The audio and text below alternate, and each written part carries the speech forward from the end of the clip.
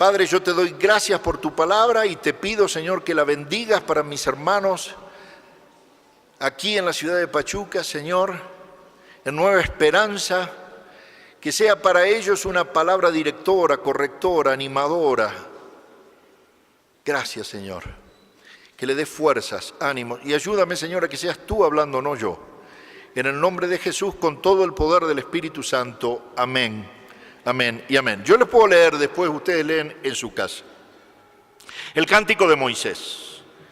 Dice el Cántico de Moisés en Éxodo 15:1. Dice, entonces Moisés y los israelitas entonaron un cántico en honor del Señor que a la letra decía, cantaré al Señor que se ha coronado de triunfo, arrojando al mar caballos y jinetes. El Señor es mi fuerza y mi cántico, Él es mi salvación, Él es mi Dios y lo alabaré, Él es el Dios de mi Padre y lo enalteceré. Y voy a ir ahora al versículo 19, donde ahora la que canta es Miriam. Dice, cuando los caballos y los carros del faraón entraron en el mar con sus jinetes, el Señor hizo que las aguas se les vinieran encima. Los israelitas, sin embargo, cruzaron el mar sobre tierra seca. Entonces Miriam, la profetisa, hermana de Aarón, tomó una pandereta y mientras todas las mujeres la seguían danzando y tocando panderetas, Miriam les cantaba así, canten al Señor que se ha coronado de triunfo, arrojando al mar caballos y jinetes. Gloria al Señor. Todavía en muchas congregaciones seguimos cantando. Cantaré al Señor por siempre, su diestra es todo poder. Cantaré al Señor por siempre, su diestra es todo poder. Echó a la mar quien los perseguía, jinete y caballo, echó a la mar, echó, ahí venían las dorcas bailando, echó a la mar, carro del faraón. ¡Hey! Esto sale de aquí, ese cántico de adoración que canta la iglesia sale de aquí. Pero como recuerdan, les dije que a la Biblia le vamos a hacer 3 preguntas. ¿Qué dice? El sentido textual, hermenéutico textual. ¿Qué significa? Y ahora lo paso a mi interior y a mi corazón. ¿Qué me dice a mí este pasaje? ¿Qué dice textualmente? ¿Qué me dice a mí este pasaje? Y la tercera pregunta es ¿cómo lo aplico a mi vida? Siempre que alguien comparta la palabra de Dios, escuchen lo que dice, entiendan lo que signifique y búsquele una aplicación para su vida, porque no hay palabra que venga vacía. Cuando compartimos la palabra, tiene que llegar a su corazón, de su mente a su corazón, para transformarlo, porque la palabra de Dios es transformación. Para entender este capítulo de Éxodo 15, tenemos que ir realmente a Éxodo 14 para leer la Biblia en contexto. En Éxodo 14, el Señor, después lo lee en su casa, pero se los relato a pasos agigantados. El Señor le dice, Moisés, prepárate. Tú tienes mi favor, pero yo necesito gloriarme mucho más sobre los enemigos tuyos. Y voy a endurecer el corazón del faraón, así como lo endurecí cuando los empezó a oprimir y les exigió cuota doble cuando quisieron venir a adorarme al desierto, porque toda esta historia comienza en Éxodo 3.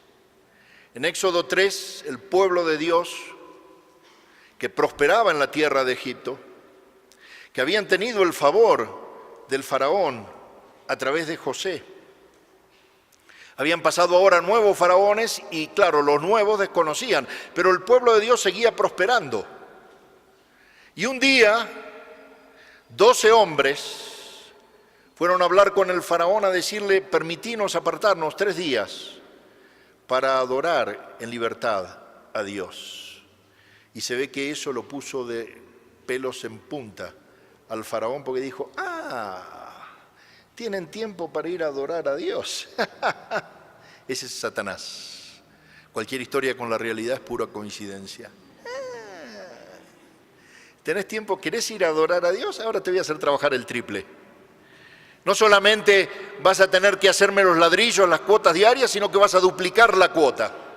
Y ahora no te voy a traer la tierra y la paja, la vas a tener que ir a buscar a Dios, vaguito. La vas a tener que ir a buscar vos mismo, porque tenés tiempo para ir a adorar a Dios. ¿Nunca le pasó que un jefe le dijo así? Ahí empieza esa historia. Hombres que querían en libertad apartarse 3 días para adorar a Dios, que empiezan a ser perseguidos por los enemigos de Dios.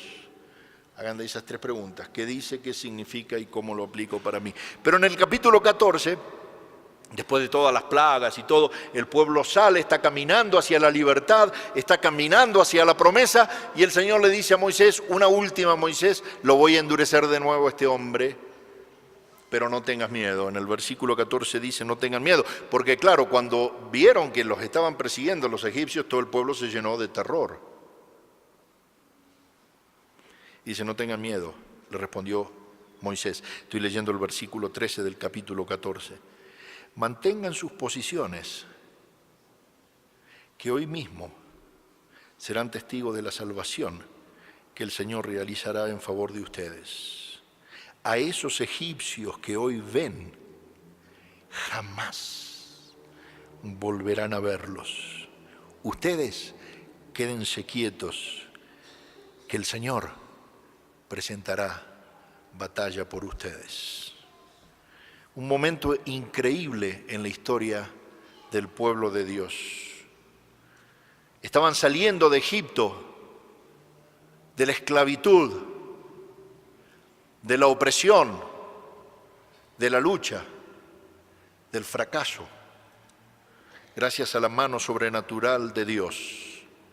Pero estaban siendo perseguidos por sus enemigos, en una geografía que no les ayudaba. Montañas por un lado, montañas por el otro, y delante de ellos un mar que los amenazaba. Era sin duda la noche más oscura y más tormentosa en la vida del pueblo de Dios. Y la Escritura nos muestra cómo Dios, un capítulo después, convierte a su pueblo en un pueblo de adoradores. Repitan conmigo, adoradores. Nosotros somos adoradores del Señor, adoradores. Como nunca antes en la Biblia, el Señor muestra cómo forma a los adoradores.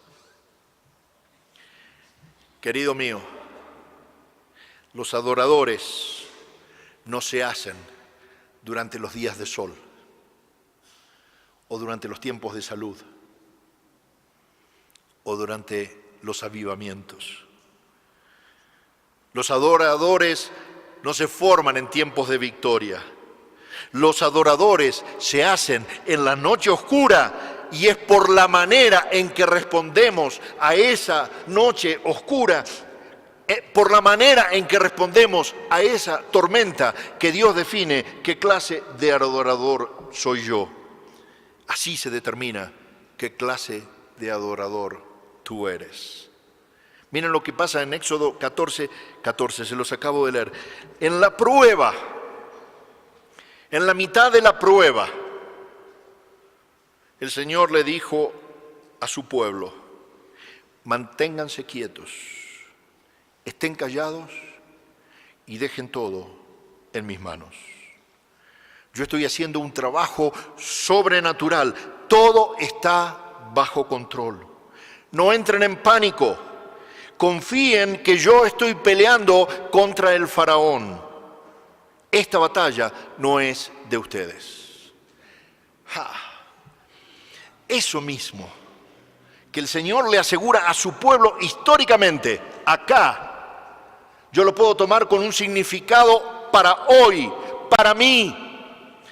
Que el faraón, que en términos teológicos siempre representa el enemigo, siempre representa el diablo.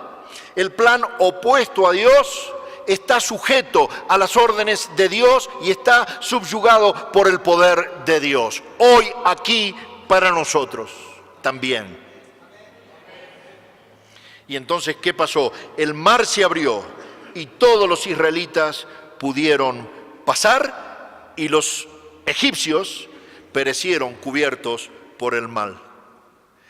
Te hago una pregunta para hacer la aplicación. ¿Te has encontrado acorralado alguna vez en tu vida? Con montañas por un lado, montañas por el otro, la incertidumbre delante de vos y el enemigo pisándote los talones, el banco llamándote, la familia abandonándote, el trabajo exigiéndote, oprimiéndote. ¿Qué haces en ese momento, hermano? ¿Vas a pedirle ayuda a alguien más? ¿Usas tus propias fuerzas o clamas a Dios por ayuda? Este es el verdadero problema. Que cuando nosotros estamos en la mitad de los problemas, a Dios lo dejamos para último momento y empezamos a hacer las cosas por nuestra cuenta. Vemos cómo podemos salir de este aprieto y a veces nos equivocamos en la manera en que podemos salir del aprieto. Tomamos métodos naturales o carnales en vez de usar el método de Dios. ¿Sabes por qué, hermano? Porque lo sobrenatural, como el Señor se lo pidió a Moisés, era muy sencillo. Le dijo, caminá hasta la punta del agua y levantá la vara. ¿Recordás? Dijo, levantá la vara y se abría el mar. Ahora, te hago una pregunta.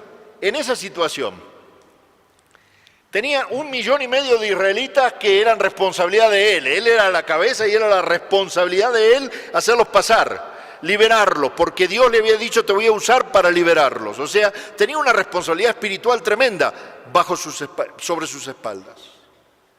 ¿Qué era más fácil para Moisés? ¿Levantar una vara o hacer nadar a 1,5 millones de israelitas para cruzar el mar?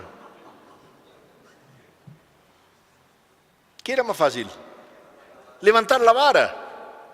Siempre lo sobrenatural es de esa manera.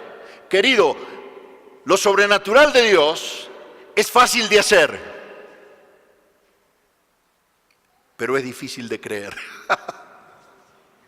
Porque es tan fácil que uno dice, no, esto no puede ser de Dios.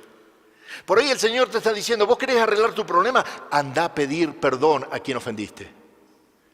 Y se abre el favor de Dios y se empiezan a arreglar las cosas inmediatamente. Es tan fácil que uno dice, no, yo lo tengo que hacer por mi medio, prefiero venganza. Tú tienes que hacer, querido mío, lo que Dios te ordena hacer en el momento de la dificultad, marchar hacia adelante confiando. Y así como el mar se abrió para el pueblo de Dios, también se abrirán para ti los problemas, para dejarte pasar por un camino limpio. Querido mío, si tú verdaderamente crees en Dios y confías en Dios, la única manera de mostrar confianza a Dios es la obediencia.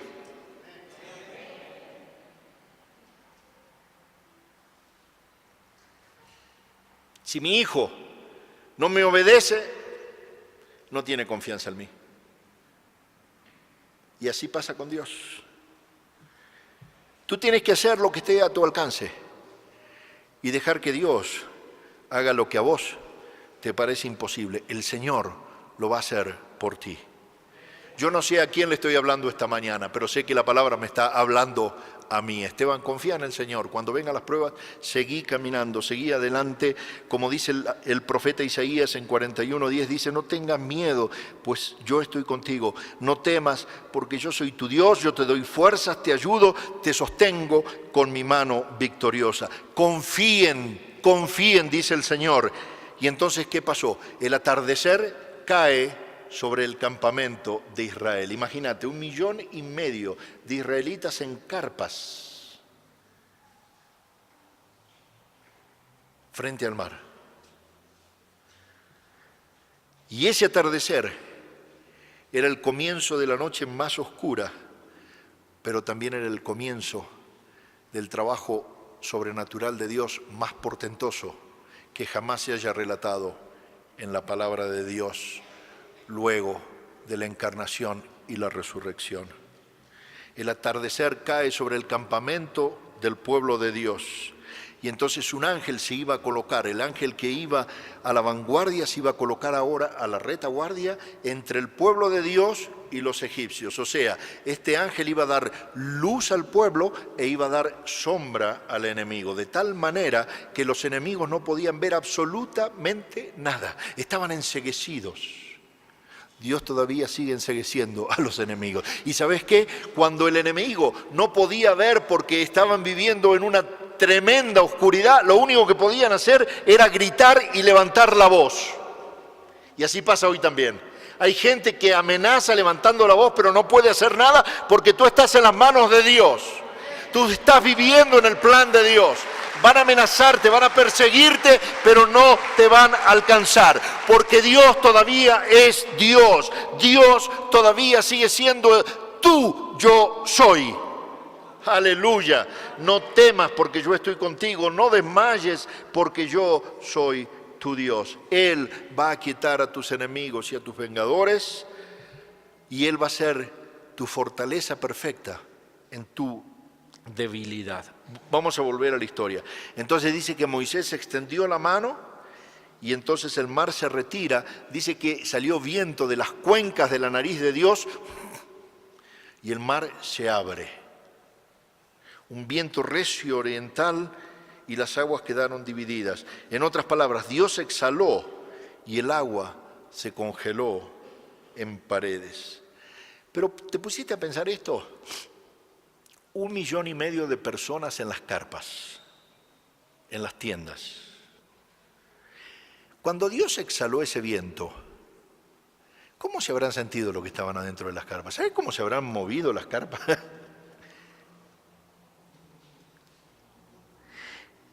Y me hago esta pregunta. ¿Por qué Dios habrá permitido que Él podría haber calmado el agua como hizo el Señor cuando dijo, cálmate al mar? Pero no lo hizo así esta vez. Usó un método que iba a mover también los cimientos de las tiendas y de las carpas donde estaba su pueblo. ¿Por qué es que Dios estaba haciendo eso? ¿Por qué permitió que esa tormenta continuara toda la noche? Yo creo, y acá va la aplicación para mí, es que se necesita una tormenta para probar nuestro carácter. Eric, a veces se necesita que la vida nos maltrate para saber de qué madera estamos hechos. Porque en lo bueno es fácil creer. Todo el mundo, aleluya, gloria a Dios. Pero cuando viene el problema, el Señor, querido mío, estaba formando adoradores en su pueblo. Pero ellos no lo veían porque estaban encerrados en las carpas, estaban muertos de miedo. Algunos pocos salieron.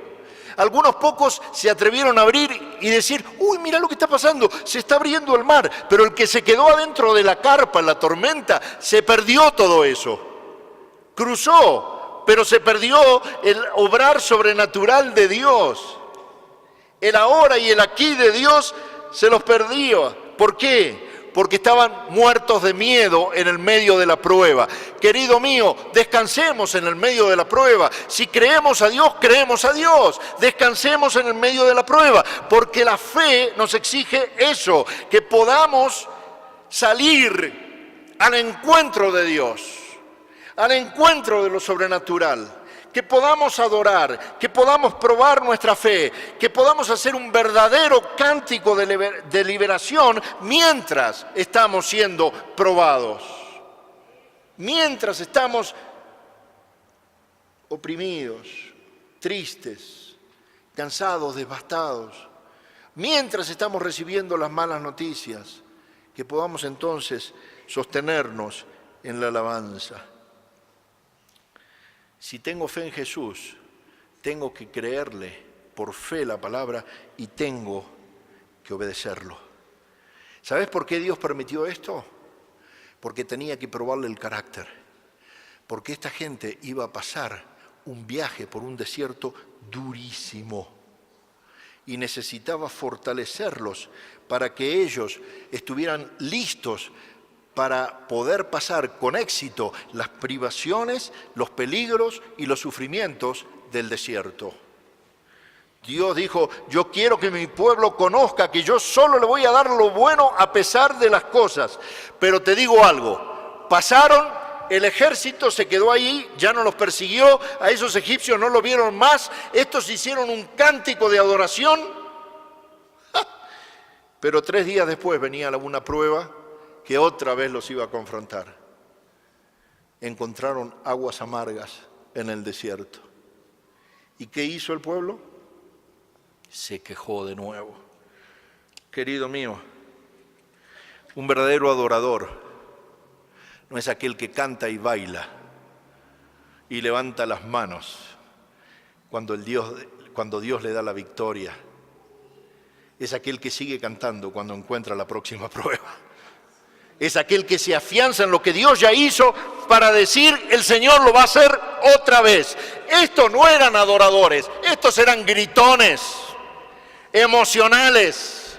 No habían bajado esa fe y esa confianza, porque 3 días más tarde de la epopeya más grande, encontraron aguas amargas y se quejaron. Otra vez, Señor, otra vez, Moisés. ¿Por qué no nos dejaste comiendo cebollas y pepinos? Gritones superficiales.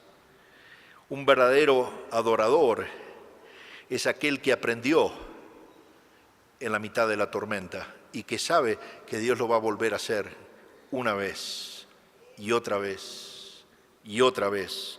Yo he comprobado tantas veces en mis bajadas y en mis subidas que siempre Dios me saca y me reenfoca. Te voy a decir algo, Dios escribe derecho aún con líneas torcidas. Aun cuando no todo se presente perfectamente, Dios es mi descanso. Y si es mi descanso, también lo puede ser para ti. De tal manera que podamos decir como Pablo dijo, viva o muera, yo soy del Señor. Esto es lo que hace a un verdadero adorador, iglesia. Y te pregunto y concluyo con esto. ¿Qué es lo que te tiene atado al miedo? ¿Qué es lo que te detiene para que te muevas con confianza hacia el llamado que Dios te hizo? ¿Qué es lo que te retiene todavía adentro de la carpa? La adoración, querido hermano, te lleva a 2 cosas: a que Dios te libere, a que Dios rompa tus cadenas, y ¿sabes qué? A que Dios libere a los que te ven adorando en el medio de la prueba, porque la gente te ve, la gente nos observa, tu familia está observando, este que dice ser cristiano, ¿cómo reacciona ante esta traición? Dios te libera a ti, pero también libera a los otros.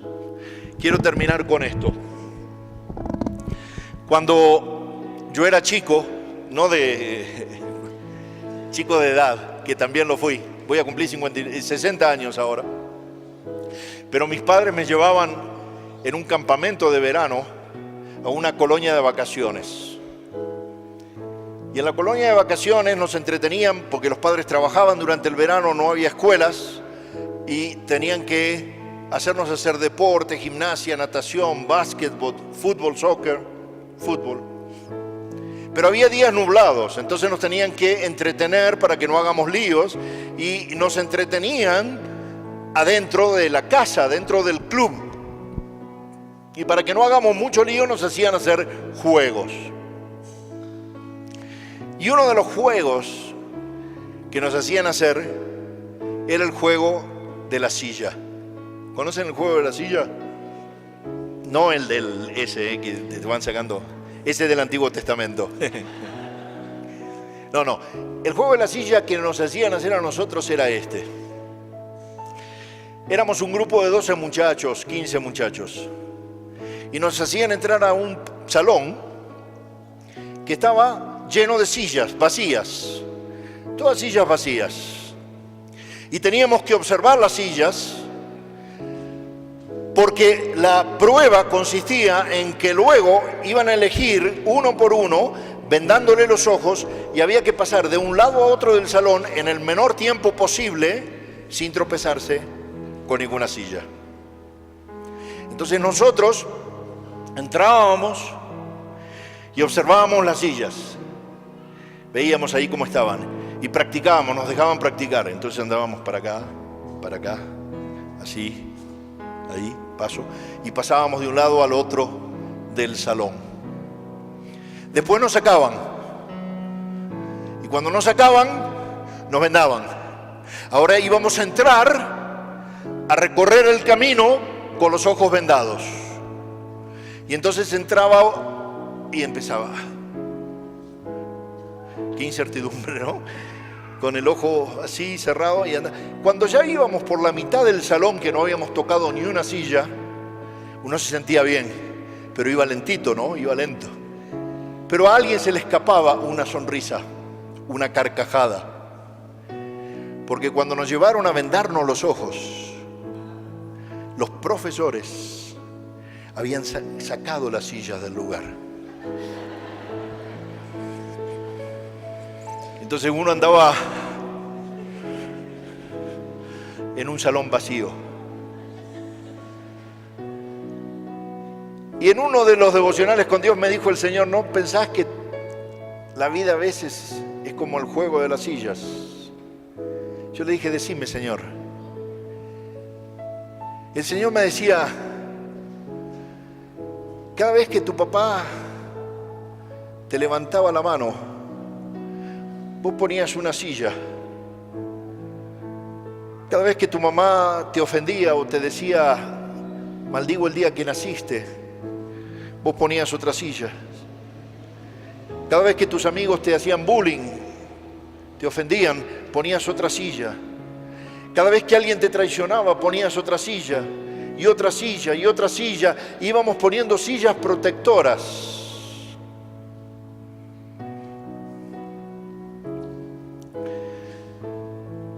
Pero cuando el profesor, el Espíritu Santo, nos dio nueva vida, movió todas las sillas del salón. Iglesia, las sillas, esas sillas no están ahí. Están acá. El Señor te invita esta mañana a que remuevas todas las sillas del lugar, todas esas protecciones que pusiste, todas esas cosas que te causaron dolor, que las quites, que cuando te entregaste a Él, Él ya abrió camino para vos en la mar. Gracias, Señor, por tu palabra. Aleluya.